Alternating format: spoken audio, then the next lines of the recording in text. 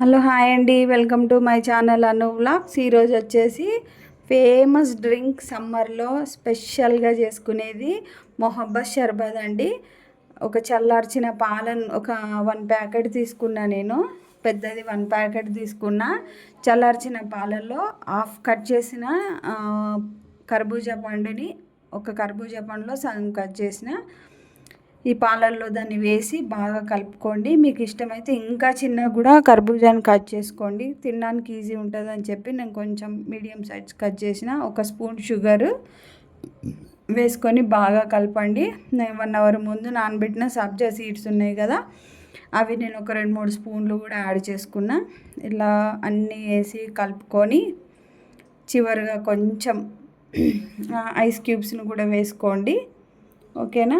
Ice క్యూబ్స్ని వేసుకొని తర్వాత Rooh Afza, okay, మనం ఐస్ క్రీమ్స్ కానీ జ్యూస్ పైన కానీ వేసుకుంటాం కదా స్వీట్ సిరప్, అది కూడా వేసుకోండి. ఓకేనా?